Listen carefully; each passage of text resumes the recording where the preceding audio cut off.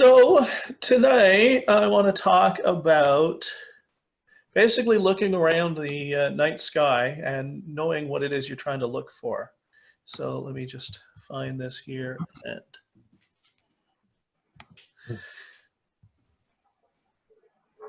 oh, why is it not going? There we go. So finding our way around the night sky, for those who are sort of starting out. When you start out, you're looking at a field of stars, and it can be quite intimidating and overwhelming, right? You want to know all sorts of things. You know, what are these stars I'm looking at? They look on the offset like they're very similar. Like some of them are clustered, some of them are far apart, right? You've heard about specific stars like Polaris and Altair and Sirius, and you've heard about constellations. You want to find them. You've heard about planets, and you want to know where they are. And so you're looking there, and you're going, "Oh my goodness! Like this is chaotic." But what you can do is you can start off by familiarizing yourself a little bit before you go out with what you're going to see in terms of the night sky. And you can do that with all sorts of apps. You can look in books.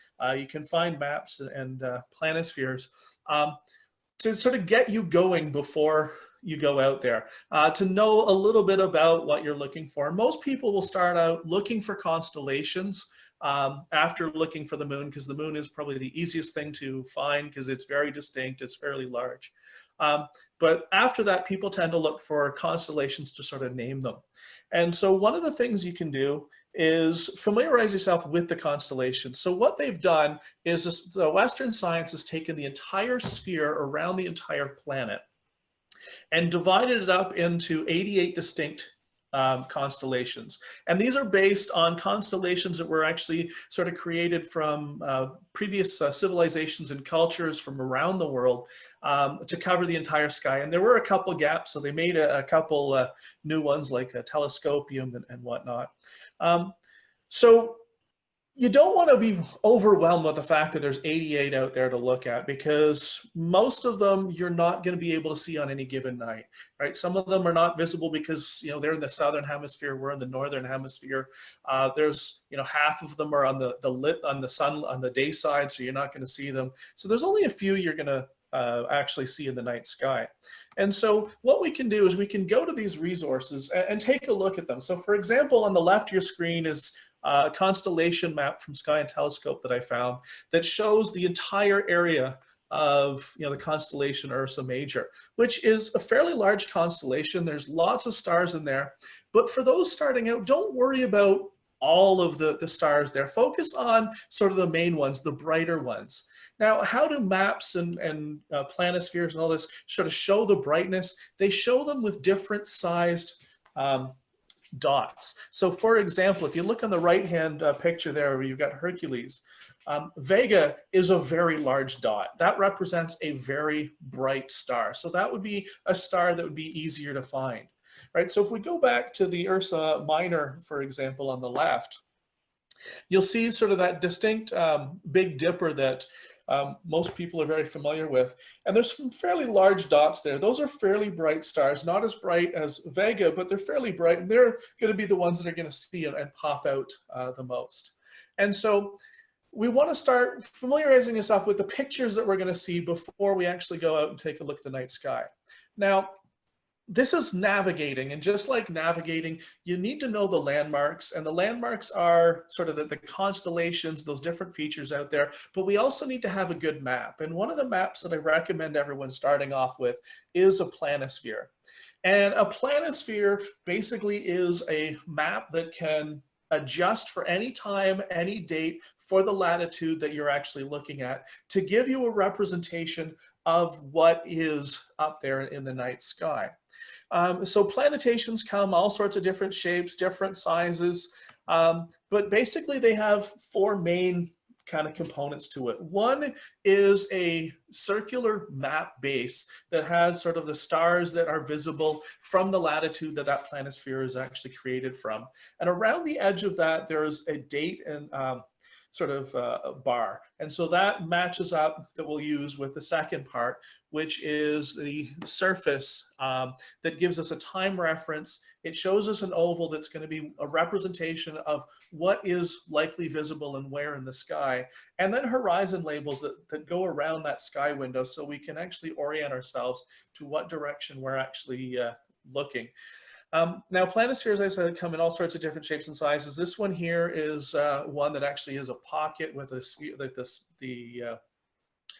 the circular map fits into. But you can also get them, for example, such as this one here. It's got the same 4 components. We've got our map disk, we've got our time reference on an inside wheel, but this one is a clear plastic sheet that sits on top of the brad so that they'll actually spin.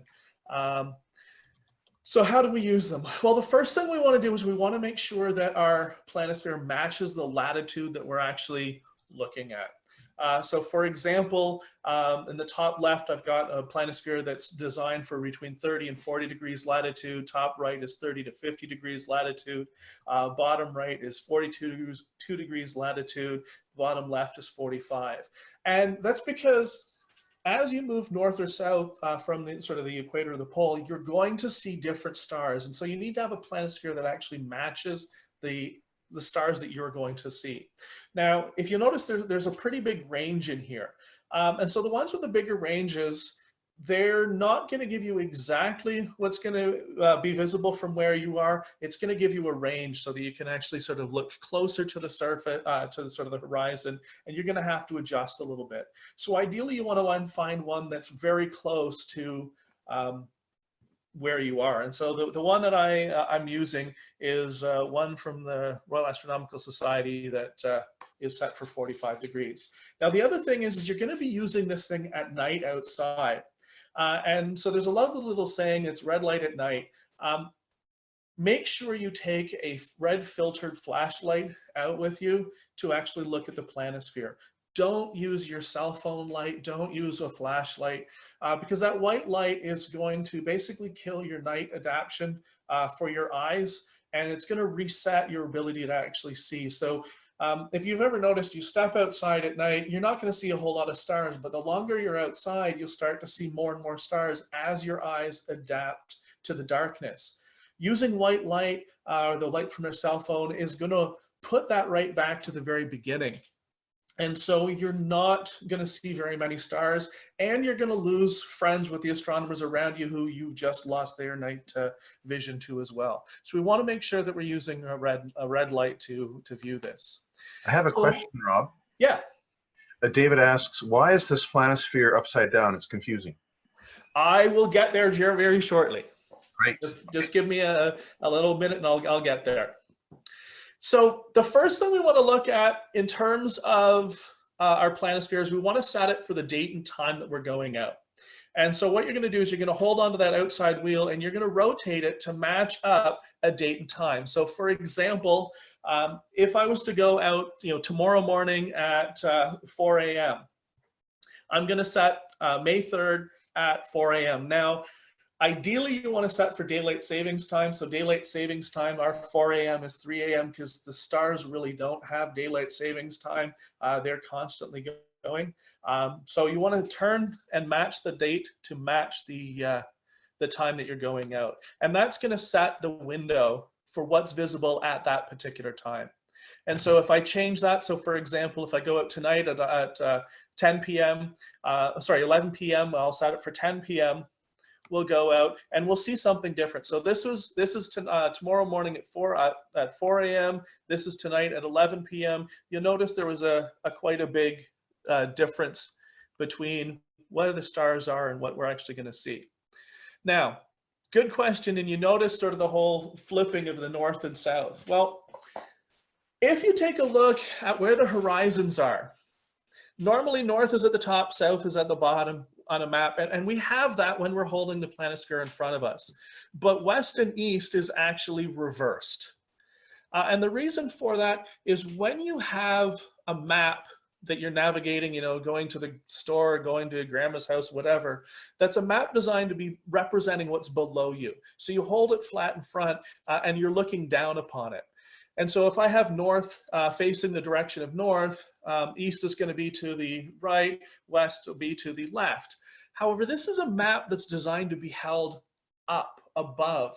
So if you were to turn it and hold it above your head and aim north towards north, east and west are actually flipped compared to where they are on a normal road map. The other thing that you'll notice here is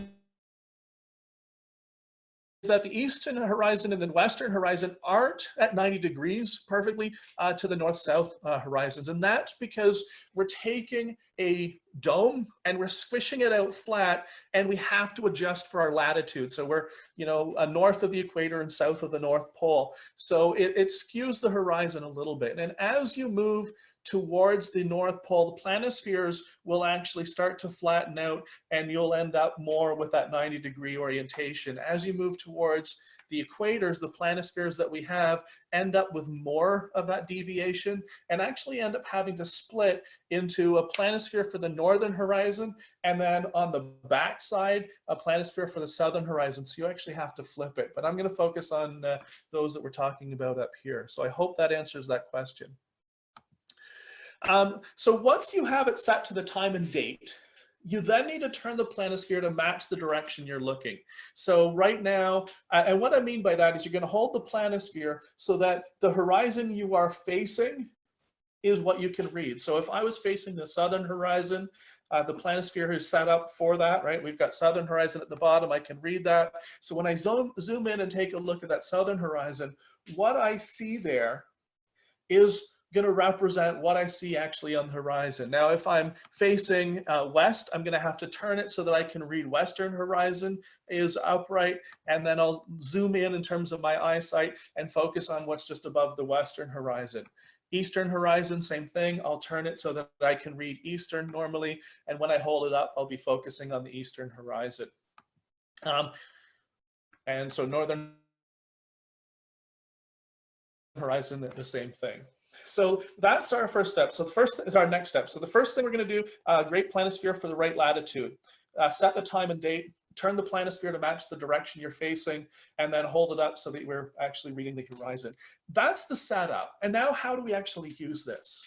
Well, what we want to do is we want to look at this horizon, and we're going to eventually match it to the night sky. But before we go up to the look at the night sky, right, we want to really examine this planisphere and look and remember those large dots are going to be bright stars. The smaller dots are fainter stars, and not all the stars are represented on this planisphere. It's only the ones that we're likely to actually see and use as a reference. Now, if you think about it, what are the stars that you're going to first see are the brighter ones anyway. And so these are the ones that I recommend you sort of look for. And so when I'm looking out, I'm going to be looking out at these little clusters here. So I've got in Aruga, I've got a cluster in Aruga, I've got some in Perseus, I've got some in a little W in Cassiopeia, I've got some bright stars in Cygnus, and then I also have Vega off to the right. So this is what I'm anticipating that I should see, and I'm going to focus on these guys.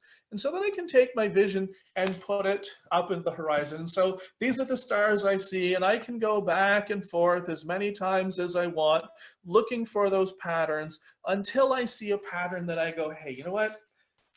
I think I recognize something right here. I see this pattern here, and I see this pattern here. Now, we don't want to jump the gun and say, yes, that's definitely that constellation, because we're looking at an abstract collection of dots, and our brain is designed to look for patterns. And we can see all sorts of patterns in that night sky. So what we want to do is we want to double check to make sure that what we're seeing is actually what we think it is. So I like to go back to the planisphere, and we're going to use stars as pointers, as indicators, right? So for example, I think I see Cassiopeia, and if I did see Cassiopeia correctly, those bottom two stars there, if they line up and I kind of extend off to them, they'll point to another bright star in Cepheus. And if I take the bottom of the W of Cassiopeia and I bisect that and I go in a straight line there, that should point to the tip of Cepheus. And so if I find those two stars and I find the shape of Cepheus, then the chance that I found that right constellation, that it's Cassiopeia, increases. And so when I take a look and I extend off. So those are the sort of the two thoughts that I have. And they, sure enough, go to two distinct stars. And when I look at the stars around them, I find that, yes, in fact, there is Cepheus. So I have confirmed that I've actually found, two different constellations, Cassiopeia and Cepheus. And this works for any constellations. You just start with one constellation that you find and build out your knowledge base from there. So once I've found that, I can then use these to find others. So for example, let's say I want to find Polaris, the North Star, which is, towards the northern horizon. Well, it just happens to line up between the bottom right star of Cassiopeia there and that tip of Cepheus. So, and it's the first bright star that I come to after the tip of Cepheus. So if I look to the sky and I do the same thing, well, I find my star there, and lo and behold, there's actually the stars that match the handle of the Little Dipper. And so, yes, I found Polaris, I found the North Star. And so I can continue to do this throughout the area until I identify as many constellations as I can. And so there's my roadmap of what I want to look for. So if I want to look for something towards, further to the east, well, I can use Cygnus there, and I can turn my attention, I can turn that planisphere, and I can continue on to find whatever constellation is visible in the night sky from there. And if I need to find something a little bit more specific, I can do what's called a star hop, and I'll talk about that in a little bit. But I want to talk about a couple other things that planispheres are good for. One of them is showing the general location of things like, the Milky Way. So the Milky Way is sort of the central area of the galaxy that we live in. And so it's represented on this planisphere by this region right here. So if I wanted to look for that Milky Way, I'm not going to be looking towards the east at this particular date and time. Right? I can look towards the northern horizon. I can look for sort of that little narrow slot in the southern horizon. So that'll help. The other thing is, if I'm looking for planets, the planisphere is going to help, but it's going to be a little bit limited. It gives me the ecliptic, and the ecliptic is the path that the planets appear to take through the night sky, but their location changes over time. So putting them on a planisphere doesn't really work because they change from one night to the next, but they will be close to this path. And so if I want to look for a planet, I want to look on this path. Now, ideally what I do is I go to another resource, for example, the annual book that the Royal Astronomical Society puts out, or look online for the location of the different planets on a particular given night. And they will often either give you a coordinate, or they will give you, it's in, for example, Gemini, or it's in Cancer, or it's passing through Leo. And then we can use those constellations to find the candidate that would most represent or likely be that planet. Now, there are other things that we can use that some people sort of refer them to sort of being as a great tool for the sort of astronomy as well. And those would be things like the electronic planispheres, if you will, right? So for example, there's a program that a lot of us use called Stellarium.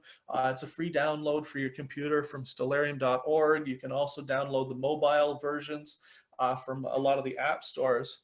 And what they do is they give us a little bit more detailed version of the sky. So for example, this is the sky more or less in about 20 minutes, if it was not cloudy. And so what we can do is we can actually go in and play with this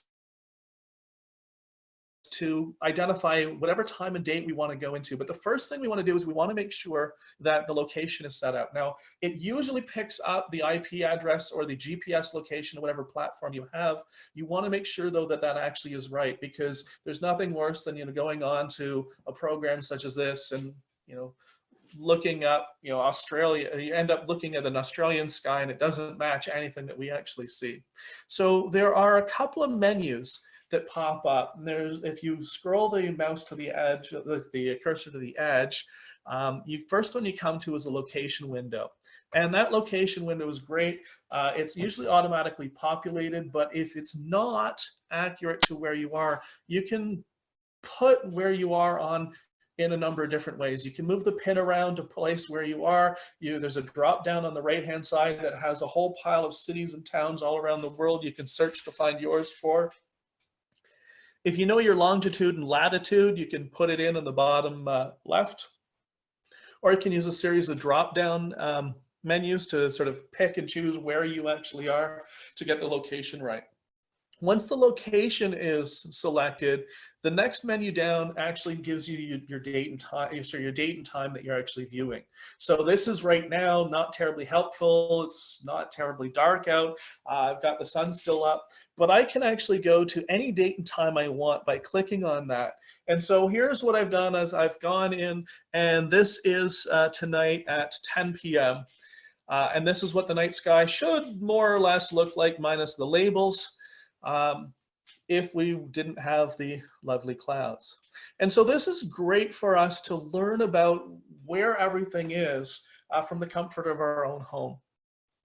And so there's a whole pile of other drop-down menus on here. If you get it, you can play around with it. I'm not going to go into a lot of detail because they don't really help us learn a lot about stuff, but we can change the settings, we can change what the landscape looked like, we can even change the star lore to use sort of to get away from the Western science and get into other cultures if you're interested in that.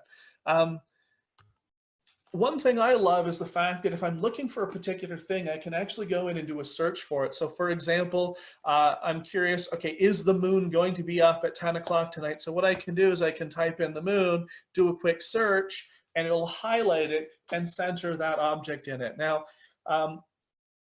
if I can see the sky, it's visible. If I see ground, it'll be looking through the ground. It will not be visible and it will not be in the sky at that point in time.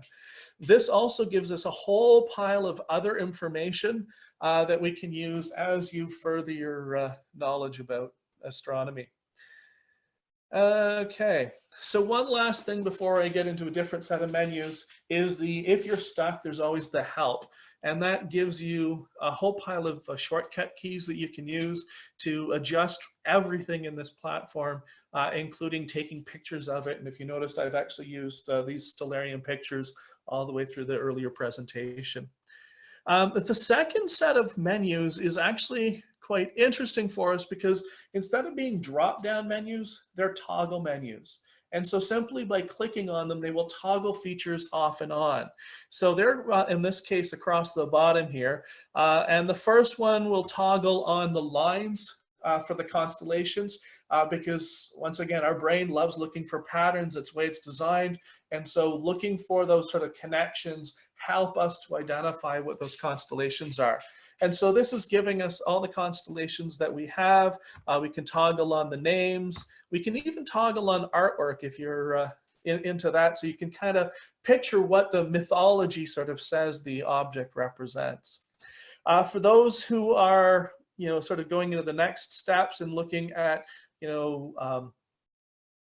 if you know coordinates, so for example, let's say you looked up the location of Venus tonight and it gave you a set of coordinates, either in equatorial format, we can actually click on the equatorial grid and we can search through it on there, or I can just go to the search function, type in Venus and it'll pop up. But we have the equatorial grid there. We also have the alta-azimuth, which is usually the easiest for people first getting into it to use, which has been mentioned earlier this evening a couple of times, but basically up and down and then the direction that you're facing. There's also a bunch of other features that go all the way across the bottom. I'm not going to go into all of them in detail, but one that I do like is the deep sky objects. So as you're looking and starting to get into the astrophotography, such as Jim was talking about, we can find some of those cool things to look at, sort of the nebulas and all other galaxies. We can click those on and have those labels on as well. So Stellarium has a whole pile more applications to it that we can actually sort of play around with. But I'll let you play with that on your own. What I do want to get to, I mentioned that they have we can sort of zoom in and out on it. You can actually zoom in and actually get a picture. So this is what the moon should look like if the clouds weren't all over the place. This was the next one. What Jupiter would look like, and the location of the moons early tomorrow morning. There's also the mobile version that's very intuitive and touch. The one thing you have to be careful with, again, is that light issue. If you're planning on using this outside, remember, as soon as you have white light, you're going to kill your night vision. There is settings on this to put it into night mode, but in order to get there, you have to go through all that white light that your phone has. So it's a very cautionary tale. The one last thing I sort of want to mention is do I have time? How am I doing for time? You're actually over time right now. Am I? Okay. I can end it there if you want, or. I'll just do a quick wrap up, and then we'll pass it on to Jim. Okay. One last thing I want to talk about very quickly, though, is if you're going to use a telescope, for example, you need to know the sky before you use the telescope, because the telescope throws a whole new spin into everything, right? Your telescope, when you look through it, is going to change depending on your setup.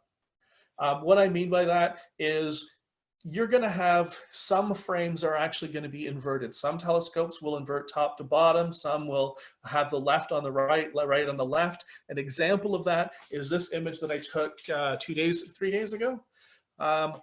This was the same telescope set up, taken 15 minutes apart, and you'll notice that the curve is facing a completely different direction, and that is because the setup that I have on the left didn't have a mirror in it. The one on the right did, and so everything was flipped left to right. So when I go to take a look at, for example, a constellation such as Taurus versus Pleiades, this is what it would look like more on that left-hand setup for the telescope that's not inverted or crossed over. And hang on a second. There you go. This would be the setup for the telescope that I had second, so that everything would actually be reversed. So you need to know that before you start trying to navigate with the telescope and take that into consideration. So thank you. Okay, Rob, I have one last question here. Fire away. This is David, who says, when you click on an object, there are several location numbers ticking away. What are they, and why more than one, and which one's used for an equatorial mount? So when we go into that, so let's see here. If I get back to the moon,